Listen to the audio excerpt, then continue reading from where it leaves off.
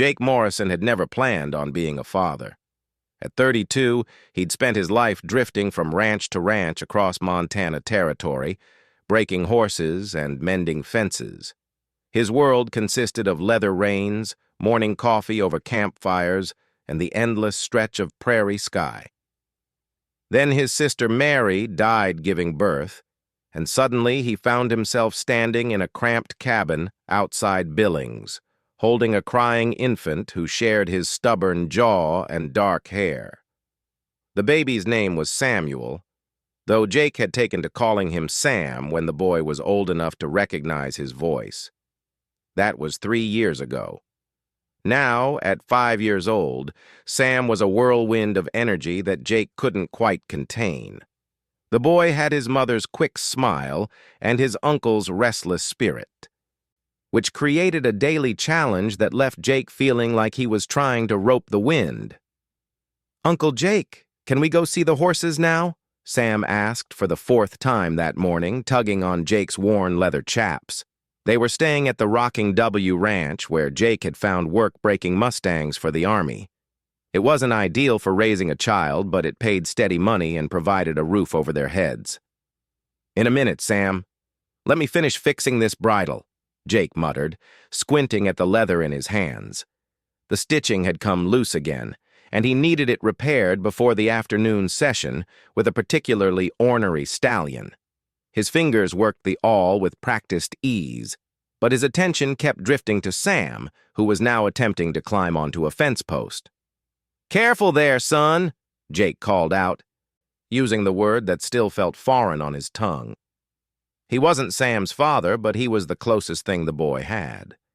Mary's husband had died in a mining accident 2 months before Sam was born, leaving Jake as the only family the child had left.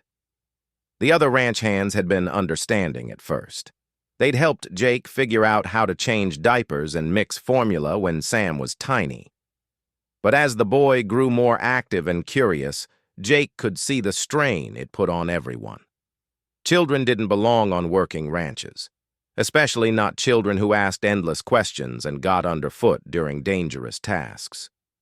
"Jake, you might want to think about finding different arrangements for the boy," ranch foreman Bill Crawford had mentioned the week before. His tone was kind but firm. "We've had some close calls with him running around the corrals. Last thing we need is someone getting hurt." Jake knew Crawford was right, but the alternatives weren't appealing. He'd looked into boarding schools in Billings and Miles City, but the cost was beyond his means. There were families who might take Sam in, but the thought of giving up his nephew twisted Jake's stomach into knots. The boy was all he had left of Mary, and despite the challenges, Jake had grown attached to the child's constant chatter and infectious laughter. "Uncle Jake, look what I found!" Sam's excited voice broke through Jake's brooding. The boy came running over with a small bird's nest, carefully cradled in his palms. There were babies in it, but they're all grown up and gone now. Jake set down his leather work and knelt to examine Sam's treasure. The nest was intricately woven with grass, twigs, and bits of string. "That's real nice, Sam. Looks like a robin's nest. They build them strong to keep their babies safe." "Like you do for me?" Sam asked, his wide brown eyes serious. The question caught Jake off guard. "Yes, son, like I do for you." But even as he said it, Jake wondered if he was doing enough. Sam needed stability, education, and the kind of nurturing care that Jake wasn't sure he could provide. He was good with horses and cattle, but raising a child required skills he'd never developed. Every day brought new challenges that left him feeling inadequate and overwhelmed. That afternoon, Jake was working with a black Mustang in the breaking pen when disaster nearly struck. The horse was particularly spirited, bucking and twisting with impressive athleticism. Jake had been on the animal's back for nearly 10 minutes, gradually wearing down its resistance, when he spotted Sam climbing through the fence rails to get a closer look. "Sam, get back!" Jake shouted, but his voice spooked the horse into another violent buck. Jake managed to stay mounted, but his heart hammered with the realization of how quickly things could have gone wrong. If the horse had thrown him and Sam had been in the pen, the boy could have been seriously injured or killed. After dismounting and turning the horse over to another handler, Jake found Sam sitting on a hay bale, tears streaming down his face. "I'm sorry, Uncle Jake. I just wanted to see better," the boy sobbed. Jake knelt beside his nephew and pulled him into a rough hug.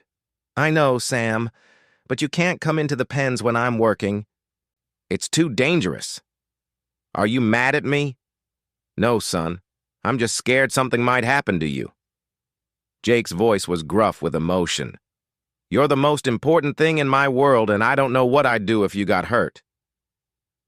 That evening, Jake sat on the cabin's small porch while Sam played with some wooden blocks nearby. The sunset painted the sky in brilliant oranges and purples, and the air carried the familiar scents of hay and horses. It should have been peaceful, but Jake's mind was churning with worry about their future. The rocking W was a temporary solution at best.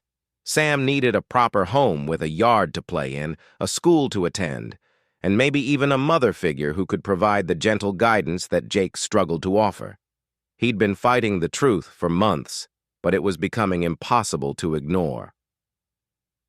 His nomadic lifestyle wasn't compatible with raising a child, no matter how much he loved the boy. "Uncle Jake, will we always live here?" Sam asked, looking up from his blocks. "I don't know, Sam. Maybe not always." "Where would we go?" Jake wished he had a good answer. "Somewhere safe. Somewhere you can go to school and make friends. Will you come with me?" The simple question carried so much trust and love that Jake felt his chest tighten. "Of course, son. We're family. We stick together." But even as he made the promise, Jake wondered if he was being truthful. Every rancher he'd worked for had made it clear that children and cattle operations didn't mix well. His options were limited, and none of them seemed ideal for Sam's future. The next morning brought a new crisis. Jake woke to find Sam burning with fever, his small body shaking with chills. There was no doctor within 50 miles, and the nearest town was a half-day's ride away. Jake wrapped the boy in blankets and prepared to make the journey to Millerville, hoping to find medical help before Sam's condition worsened. "Don't feel good, Uncle Jake," Sam whispered, his voice weak and raspy. "I know, son. We're going to get you help," Jake promised, though fear gnawed at his stomach. He'd already lost his sister. He couldn't bear the thought of losing Sam, too. The ride to Millerville was the longest journey of Jake's life. Sam was barely conscious, slumped against Jake's chest as they rode hard across the prairie. Every mile seemed to stretch forever, and Jake found himself praying to a God he'd rarely spoken to since Mary's death. When they finally reached Millerville, Jake burst through the doors of the small medical clinic shouting for help. Dr. Henderson, an elderly man with kind eyes and steady hands, immediately took charge. He examined Sam thoroughly while Jake paced the small waiting room, his boots wearing a path in the wooden floor. "It's pneumonia," Dr. Henderson announced after what felt like hours. "But we caught it early. With proper care and rest, the boy should recover fully." Jake nearly collapsed with relief. "What does he need?" "Bed rest, plenty of fluids, and careful monitoring for the next week or two. He'll need to stay warm and dry, and he shouldn't be around dust or animals until his lungs clear up." The requirements posed an immediate problem. The ranch was full of dust and animals, and Jake couldn't take time off work without losing his position. He had maybe $20 to his name, not enough for a hotel room for 2 weeks. "Doctor, I'm in a bit of a bind," Jake began, explaining his situation. Dr. Henderson listened thoughtfully, then made a suggestion that would change everything. "There's a woman in town, Elena Vasquez, who runs a boarding house. She's helped other folks in tough spots. Clean rooms, good food, and she's got a healing touch with children. Might be worth talking to her." Jake had heard the name mentioned around town, but had never had reason to visit the boarding house. Elena Vasquez was something of a local legend, a woman who'd come to Millerville from New Mexico with her late husband 10 years earlier. After he died in a construction accident, She'd turned their home into a boarding house that catered to travelers and temporary residents who needed more than a hotel room, but less than a permanent home. With Sam wrapped in blankets and burning with fever, Jake made his way to the large adobe-style house on Maple Street. The building stood out among Millerville's typical wooden structures, its thick walls and red tile roof speaking of southwestern influences. A small garden flourished in the front yard, filled with vegetables and herbs that seemed to thrive despite the harsh Montana climate. Jake hesitated at the front door, suddenly aware of how he must look. His clothes were dusty from the hard ride, his hair was uncombed, and he probably smelled like horse sweat and fear. This wasn't how he'd planned to meet the woman who might be Sam's salvation. Before he could knock, the door opened to reveal a woman in her mid-30s with warm brown eyes and graying hair pulled back in a practical bun. She wore a simple blue dress covered by a flour-dusted apron, and her hands showed the calluses of honest work. "You must be Jake Morrison," she said in accented English, her voice carrying the musical cadence of Spanish. "Dr. Henderson sent word you might be coming. Please bring the boy inside." Jake followed her into a parlor that immediately felt like home. The walls were painted warm yellow, and the furniture was simple but comfortable. The air smelled of fresh bread and something herbal that seemed to ease Jake's jangled nerves. "My name is Elena Vasquez," the woman said, gesturing for Jake to sit on a comfortable sofa. "Let me see the little one." Jake carefully transferred Sam to Elena's arms, struck by how naturally she held the child. Her touch was gentle but confident as she felt Sam's forehead and listened to his breathing. "Poor baby," she murmured in Spanish, then switched to English. "He will be fine, but he needs care. Dr. Henderson told me about your situation. I have a room upstairs that stays warm, and I can prepare broths that will help his lungs heal." "Ma'am, I appreciate the offer, but I can't pay much," Jake admitted, his pride stinging. "Maybe $5 for the week." Elena smiled, and Jake noticed how it transformed her entire face. "Money is not everything, Mr. Morrison. This boy needs healing, and I have been blessed with the gift to help. We will worry about payment later." She led Jake upstairs to a corner room that faced east, catching the morning sun. The space was simply furnished with a double bed, a small table, and a rocking chair positioned near the window. Clean white curtains filtered the afternoon light, and a colorful quilt covered the bed. "You can both stay here," Elena said, turning down the covers.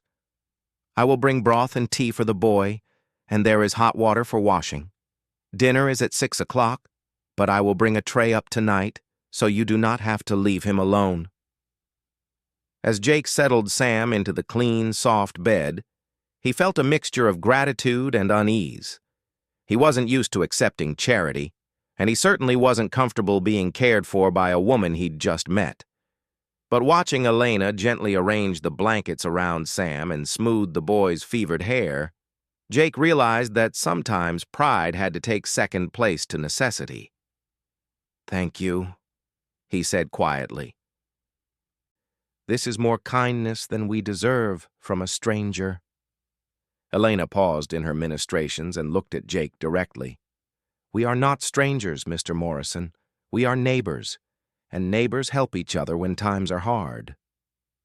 That evening, as Sam slept fitfully and Jake kept vigil in the rocking chair, Elena brought a tray with hot soup, fresh bread, and chamomile tea. The bread was still warm from the oven, and its comforting aroma filled the room. "You need to eat," she said simply, setting the tray on the small table. "A sick child needs a strong caretaker." Jake realized he hadn't eaten since early morning, and his stomach responded gratefully to the sight and smell of Elena's cooking. The soup was rich with vegetables and tender beef, seasoned with herbs he couldn't identify, but that seemed to warm him from the inside out. The bread was unlike anything he'd tasted, dense and flavorful with a perfect crust. "This is incredible," Jake said between spoonfuls.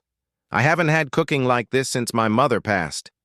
Food made with care tastes different, Elena replied, checking on Sam's breathing. My grandmother taught me that love is the most important ingredient. As the night wore on, Elena returned several times to check on Sam and bring herbal teas that seemed to ease the boy's coughing. She never stayed long, but her presence brought a sense of calm that Jake hadn't felt in years. For the first time since becoming responsible for Sam, Jake felt like he wasn't facing the challenges alone. Around midnight, Sam's fever broke, and he slept peacefully for the first time in days. Jake finally allowed himself to doze in the rocking chair, but not before offering a silent prayer of gratitude for the woman downstairs who had opened her home to strangers in need. When dawn light filtered through the curtains, Jake woke to find a plate of warm tortillas and honey on the table, along with a note written in careful script. For strength, Elena. Looking down at Sam's peaceful face, Jake felt something shift inside his chest. For 3 years, he'd been carrying the weight of responsibility alone, convinced that he was failing as a guardian and provider. But in this warm, welcoming house, with the scent of fresh bread drifting up from the kitchen below, Jake began to wonder if maybe there were different ways to build a home for Sam. The boy stirred, his eyes clearer than they'd been in days. Uncle Jake? Where are we? Somewhere safe, son. Somewhere we're going to get you well again. And for the first time in months, Jake actually believed it might be true. Sam's recovery was faster than Dr. Henderson had predicted, thanks largely to Elena's careful nursing and nourishing food. Within 5 days, the boy was sitting up and asking for second helpings of Elena's chicken and rice soup. His color had returned, and his infectious laughter once again filled the boarding house rooms. Jake, however, found himself in an unexpected predicament. The longer he stayed at Elena's boarding house, the more comfortable he became. Not just with the clean sheets and regular meals, but with something deeper.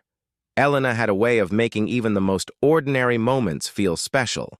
She would appear each morning with coffee and fresh pastries, her hair neatly braided and her smile warm enough to chase away any lingering worry about Sam's health. You don't have to wait on us like this, Jake protested on their 6th morning, as Elena brought up a breakfast tray loaded with scrambled eggs, bacon, and her amazing bread toasted golden brown. I do not wait on anyone, Elena replied with a slight smile. I take care of my guests. There is a difference. Sam was enchanted by Elena in the way only children can be. He followed her around the boarding house when Jake allowed it, chattering about horses and asking endless questions about her cooking. Elena seemed to genuinely enjoy his company, teaching him Spanish words and letting him help with simple tasks in the kitchen. Tia Elena, can I help make bread today? Sam asked one afternoon, using the Spanish word for aunt that Elena had taught him. Of course, mijo, Elena replied, tying a small apron around Sam's waist. But first we must wash our hands very clean, yes? Jake watched from the doorway as Elena guided Sam through the bread-making process. Her patience seemed endless as the boy spilled flour and forgot steps, but she never showed frustration. Instead, she turned each mistake into a lesson, explaining how even experienced bakers sometimes had to start over. The dough tells you when it is ready, Elena explained, showing Sam how to test the texture. You must listen with your hands, not just your eyes. Like Uncle Jake does with horses? Sam asked. He says you got to listen to what they're telling you. Exactly like that, mijo. Your uncle is very wise. Jake felt heat rise in his cheeks at the compliment. Elena had a way of making him feel capable and worthwhile, even when he was struggling with the simplest aspects of caring for Sam. She never criticized his parenting choices, but she offered gentle suggestions that somehow made everything easier. When Sam had nightmares about his mother, Elena would appear with chamomile tea and soft stories in Spanish that seemed to calm the boy even though he didn't understand all the words. When Jake worried about money running out, Elena would suggest small jobs around the boarding house that he could do to help offset their room costs. The front porch steps are getting wobbly, she mentioned casually one morning. And the garden fence could use some repairs. I was going to hire someone from town, but if you have the skills... Jake jumped at the chance to contribute. Physical work felt familiar and comfortable, and it allowed him to feel less like a charity case. He spent the next few days reinforcing the porch, fixing loose fence boards, and tackling a dozen other small maintenance tasks that Elena had apparently been putting off. "You are very good with your hands," Elena commented, watching Jake carefully align a new fence post. "My husband would have admired your work." It was the first time Elena had mentioned her late husband since their arrival, and Jake felt curious about the man who had won such a remarkable woman's heart. "What was he like?" Jake asked, testing the post's stability. "Miguel was a dreamer," Elena said, her voice soft with memory. "He believed we could build something beautiful here in Montana, far from his family in New Mexico who thought he was foolish for leaving. He was a good man, but he took too many risks. The construction work that killed him paid well, but it was dangerous. I begged him to find something safer, but he said we needed the money to expand the boarding house." Jake heard the old pain in her voice and understood something about Elena that he hadn't grasped before.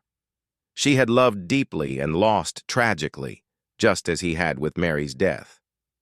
The difference was that Elena had channeled her grief into caring for others, while Jake had spent 3 years feeling overwhelmed and isolated. "I'm sorry," Jake said quietly. "Loss like that changes everything." "Yes, it does," Elena agreed. "But we choose what we do with the change. I could have become bitter or returned to my family in Santa Fe. Instead, I stayed and learned to find joy in helping people who need a safe place to rest." That evening, after Sam was asleep, Jake found himself sitting with Elena on the front porch they had repaired together. The Montana sky was painted with stars, and the air carried the scent of Elena's herb garden. It was the kind of peaceful moment Jake had dreamed of during long nights on the trail, but had never expected to actually experience.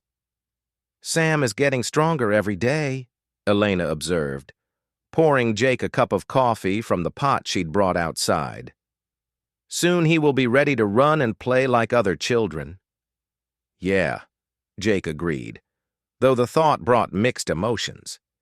Sam's recovery meant they would need to leave soon, and Jake wasn't sure where they would go. The rocking W had likely filled his position by now, and he couldn't afford to keep staying at the boarding house indefinitely. "What will you do now?" Elena asked, as if reading his thoughts. Jake sipped his coffee, buying time to organize his thoughts. "I'm not sure. Sam needs stability, but my work doesn't provide that. Maybe it's time to consider other options." "What kind of options?" "There's a family in Billings that might take him in," Jake admitted reluctantly. "The Hendersons. They're good people, and they've wanted children for years. Sam would have a real home, education, everything I can't give him." Elena was quiet for a long moment, and Jake could feel her studying his face in the dim porch light. "And what would you do?" "Go back to ranch work, I guess. It's what I know." "That would break your heart," Elena said simply. The observation caught Jake off guard. He'd been so focused on doing what seemed practical and responsible that he hadn't let himself acknowledge how much the thought of giving up Sam devastated him. "Maybe," Jake conceded, "but it might be what's best for him."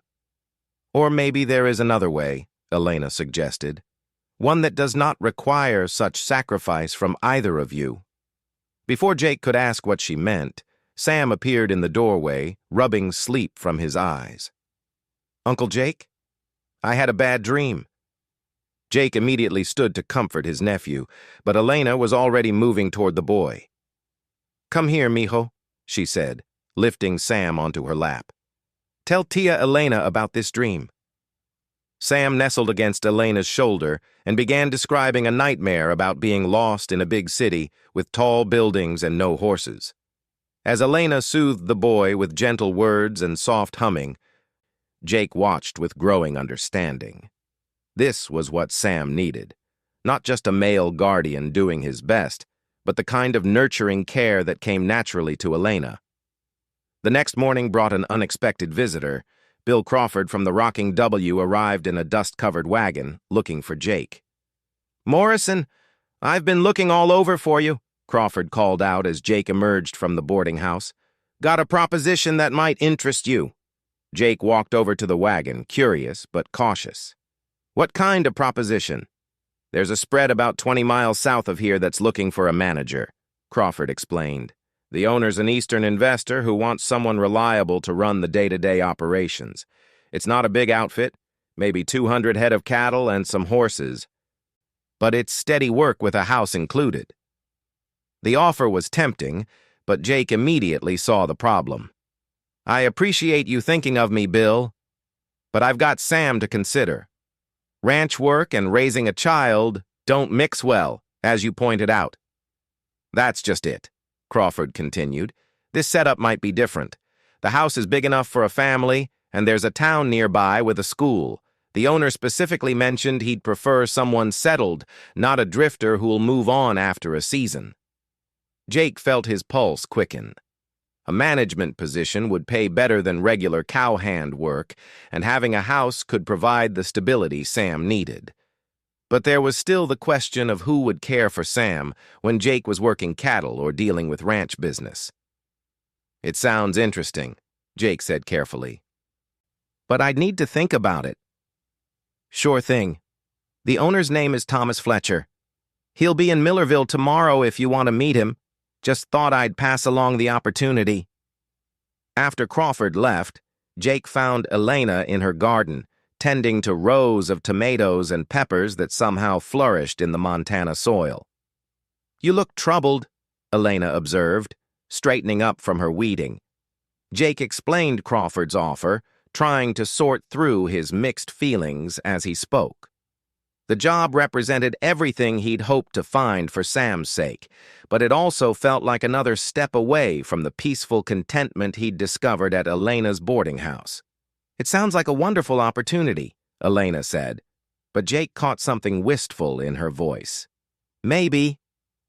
But Sam would still need someone to watch him after school and during the summer. I can't afford to hire help, and I wouldn't want to leave him with just anyone." They worked in comfortable silence for a while, Elena showing Jake how to properly stake the tomato plants while Sam played with a wooden horse nearby. The domestic scene felt so natural that Jake almost forgot they weren't actually a family. "Jake," Elena said finally, "may I ask you something personal?" "Of course." "When you look at your future, what do you see? Not just what you think you should want, but what would make you truly happy?" The question forced Jake to confront feelings he'd been avoiding. "I guess I see Sam growing up healthy and happy, maybe with brothers or sisters to play with. I see a home where people care about each other, where there's always food on the table and laughter in the evenings. I see—" He trailed off, realizing he was describing the life Elena had created in her boarding house. "What else?" Elena prompted gently. "Someone to share it all with," Jake admitted. "Someone who makes ordinary moments feel special just by being there." Elena smiled, and Jake saw something hopeful in her expression. "That is a beautiful dream. Perhaps it is not as impossible as you think." That afternoon, Elena suggested they take Sam on a picnic to the creek that ran behind the boarding house. She packed a basket with sandwiches, fresh fruit, and lemonade, while Jake gathered blankets and Sam's wooden toys. The walk to the creek was pleasant, with Sam running ahead to explore, while Jake and Elena followed at a more leisurely pace. "This is my favorite spot," Elena said, spreading a blanket under a large cottonwood tree. The creek bubbled nearby, and wildflowers dotted the meadow beyond. "I come here when I need to think clearly." They spent the afternoon watching Sam play in the shallow water, catching minnows and building small dams with creek stones. Elena had brought along a ball of yarn and some knitting needles, and she worked on what appeared to be a child's sweater while they talked. "Is that for Sam?" Jake asked, noticing the size of the garment.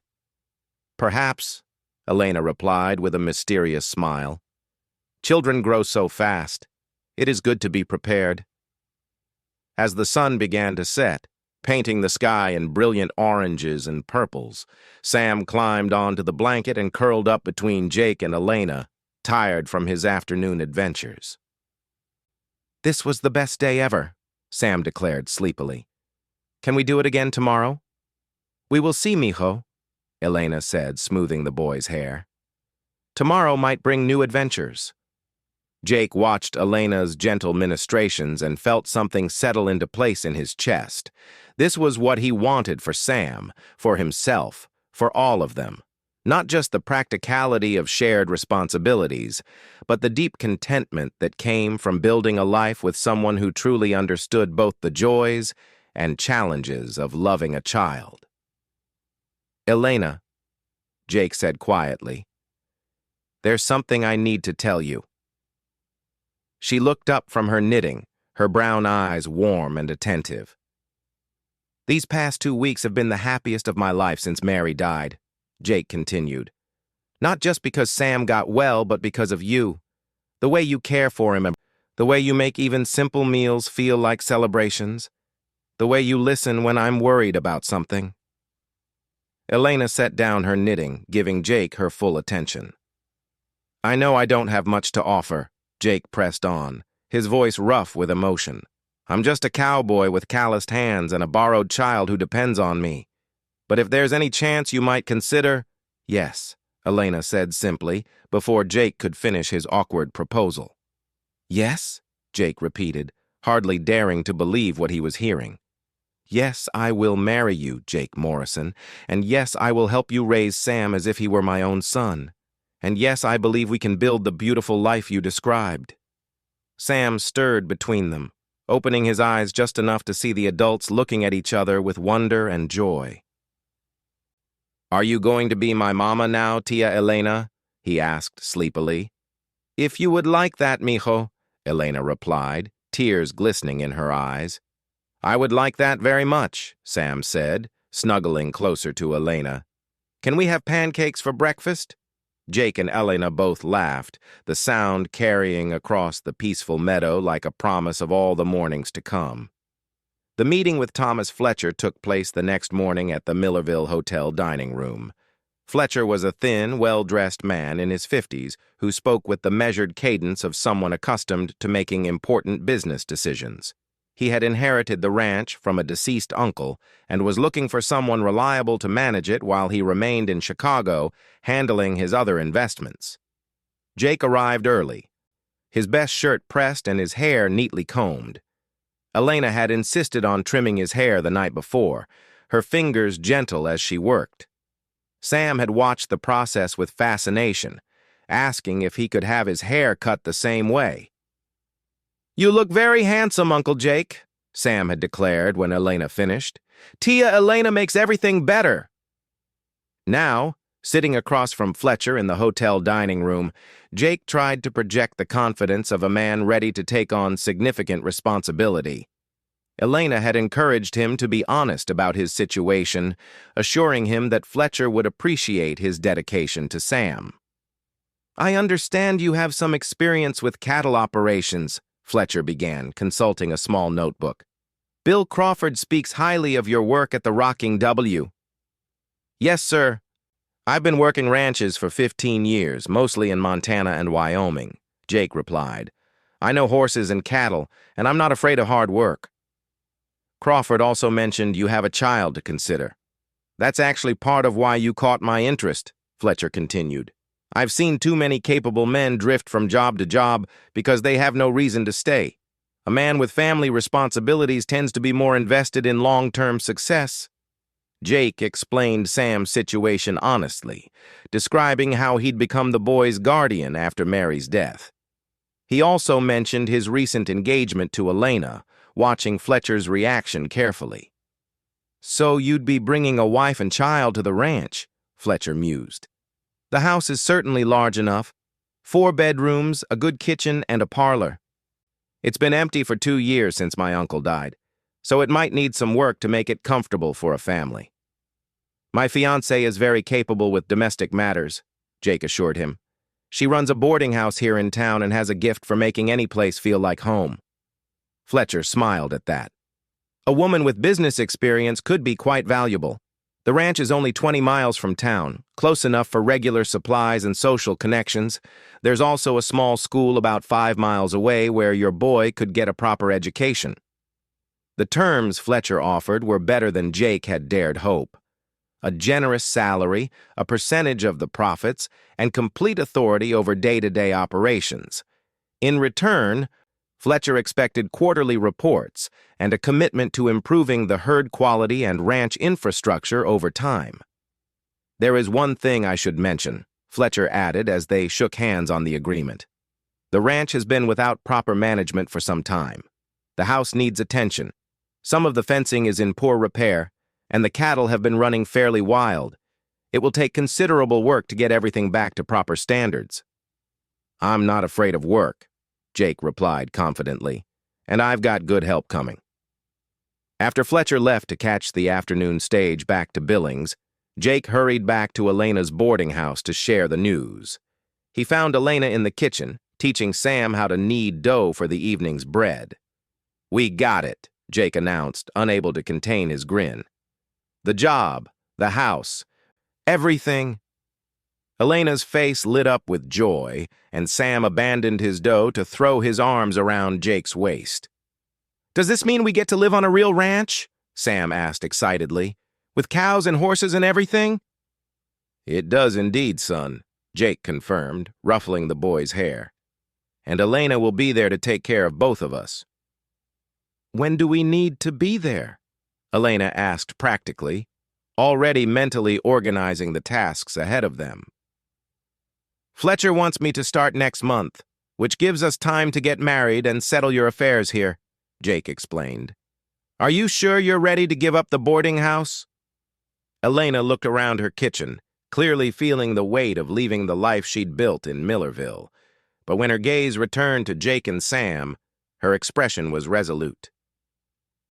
"This house served its purpose," she said simply. "It gave me a way to heal after Miguel died, and it brought me the family I never thought I would have again. Now, it is time for a new chapter." The next 3 weeks passed in a whirlwind of activity. Elena arranged to sell the boarding house to a young couple who had been looking for a business opportunity. Jake traveled to the ranch with Fletcher's foreman to assess the condition of the property and begin planning necessary repairs. Sam was fitted for new clothes suitable for ranch life and started practicing his letters so he would be ready for school. Their wedding took place on a Saturday morning in the small church Elena attended. The ceremony was simple but heartfelt, with Dr. Henderson giving Elena away and Bill Crawford standing as Jake's best man. Sam served as ring bearer, proudly carrying the simple gold bands they had purchased from the town's jeweler. Elena wore a dress of deep blue silk that she had sewn herself, with white lace trim that caught the morning sunlight streaming through the church windows. Her hair was arranged in an elegant, upswept style, and she carried wildflowers from her garden. Jake had never seen anything more beautiful. "Do you, Elena Maria Vasquez, take this man to be your lawfully wedded husband?" Reverend Matthews asked. "I do," Elena replied, her voice strong and clear. "And do you, Jacob William Morrison, take this woman to be your lawfully wedded wife?" "I do," Jake said, his throat tight with emotion as he slipped the ring onto Elena's finger. "Then by the power vested in me, I now pronounce you husband and wife."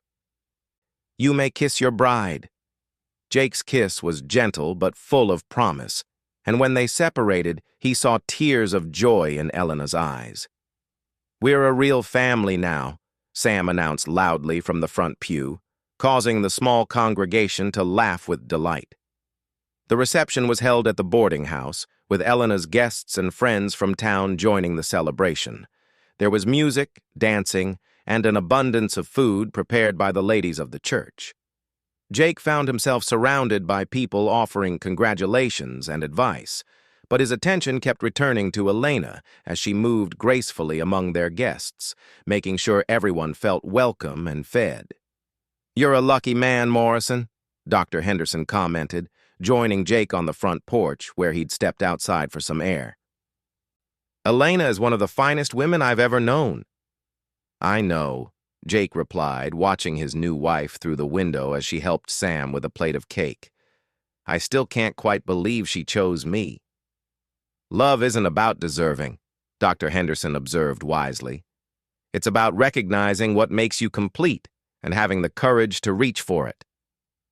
The move to the ranch took place the following week.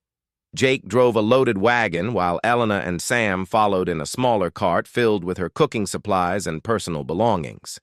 The journey took most of the day, with frequent stops to rest the horses and allow Sam to stretch his legs. Their first glimpse of the ranch house came as they crested a small hill in the late afternoon. The building was larger than Jake had remembered, a two-story structure with a wraparound porch and a steep pitched roof designed to shed snow.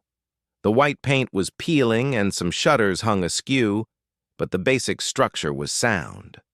"It's perfect," Elena said softly, and Jake could hear the possibilities she already envisioned in her voice. "It needs a lot of work," Jake warned, but Elena was already climbing down from the cart to get a better look. "All the best homes do," she replied, walking up the front steps to examine the porch boards. "This place wants to be beautiful again. It just needs people who care enough to help it." The interior of the house revealed both challenges and opportunities. The rooms were spacious and well-proportioned, with large windows that let in plenty of natural light. But years of neglect had left their mark in the form of dusty floors, cobweb-draped corners, and furniture covered in stained sheets. "Look at this kitchen," Elena said, pulling the sheet off a large cast-iron stove. "This is a baker's dream, and there's space for a proper pantry and root cellar." Sam was enchanted by everything, running from room to room and shouting about which one would be his bedroom. He finally settled on a corner room upstairs that offered views of both the cattle pasture and the mountains beyond. "I can see everything from here," Sam announced, pressing his face against the window. "The cows and the horses and the birds and everything." That first night, they camped in the parlor with bedding spread on the floor and a fire crackling in the stone fireplace. Elena had managed to prepare a simple supper using supplies from their wagon, and the three of them ate by lamplight while making plans for the days ahead. "First thing is to get the well water tested and the kitchen properly supplied," Elena said, consulting the list she'd been making. "Sam will need school clothes and books. The house needs a thorough cleaning before we can really settle in. And I need to assess the herd and figure out which pastures are in the best condition," Jake added. "Fletcher's foreman mentioned some fencing issues that could be serious if we don't address them soon." Despite the daunting list of tasks, Jake felt a sense of contentment he'd never experienced before. This wasn't just a job or a temporary arrangement. This was home, built on love and commitment, and shared dreams for the future. The next few weeks established the rhythm of their new life. Jake rose before dawn to tend the cattle and work on ranch improvements. Elena transformed the house room by room, her touches making each space warm and welcoming. Sam started school and quickly made friends with other ranch children in the area. The kitchen became Elena's domain, filled with the aromas of fresh bread, simmering stews, and the herbs she planted in window boxes. She learned to cook with beef and game, adapting her New Mexican recipes to Montana ingredients. The house began to smell like home. Jake had forgotten how satisfying it could be to build something meaningful. Instead of just working to survive, he was investing in a future for his family. Every fence he repaired, every sick calf he nursed to health, every improvement he made to the ranch infrastructure was building toward the dream he and Elena shared. "The cattle are looking better already," Elena observed one evening, watching Jake tend a minor injury on one of the animals. "You have gentle hands for such hard work." "Animals respond to kindness," Jake replied, stroking the calf's neck as he applied salve to a scratch. "Same as people, I guess." Sam was thriving in ways Jake had never imagined possible. The boy loved helping with ranch chores, collecting eggs from the chickens Elena had purchased, and learning to milk the cow she'd insisted they needed for fresh dairy. His schoolwork improved dramatically once he felt secure and settled. "Miss Patterson says I'm one of her best readers now," Sam announced proudly one afternoon, showing off a book he'd borrowed from the school library. "She says maybe I could be a teacher someday, or a lawyer, or even a doctor." "You can be anything you want, mijo," Elena assured him, using the endearment that had become second nature. Education opens all doors. The seasons changed, bringing new challenges and new joys. Jake and Elena worked side by side to prepare for their first winter on the ranch, cutting firewood and preserving food from Elena's expanding garden. They hosted a harvest celebration for their neighbors, and Elena's cooking became legendary throughout the valley. When snow began to fall, the house became a cozy refuge filled with warmth and laughter. Elena taught Sam traditional songs in Spanish while she worked on quilts and mended clothes. Jake carved wooden toys and read aloud from adventure books by the fireplace. They were building memories and traditions that would last a lifetime. "I have news," Elena announced one snowy evening in February, her hands resting on her stomach and her eyes bright with joy. Jake looked up from the harness he was repairing, suddenly understanding the significance of her gesture and expression. "Really?" he asked, his voice barely a whisper. "Really?" Elena confirmed, her smile radiant. "In late summer, Sam will have a little brother or sister." Sam, who had been drawing pictures at the kitchen table, looked up with confusion. "What kind of news?" "The very best kind," Jake said, sweeping Elena into his arms and spinning her around the kitchen while she laughed with delight. "We're going to have a baby, son." "A real baby?" Sam asked, his eyes wide with wonder. "One that lives here with us?" "A real baby," Elena confirmed, kneeling to Sam's level. "One who will need a very good big brother to teach them about horses and cattle and all the important things." Sam's face lit up with the biggest smile Jake had ever seen. "I'm going to teach them everything, how to ride and rope and milk cows and everything." That night, after Sam had fallen asleep talking excitedly about baby names and nursery arrangements, Jake and Elena sat together on their bed, planning their expanding future. "Thomas Fletcher is going to be pleased," Elena said, her head resting on Jake's shoulder. "He wanted a manager with reasons to stay. Soon we'll have 2 very good reasons." 3 reasons, Jake corrected, turning to kiss Elena's forehead.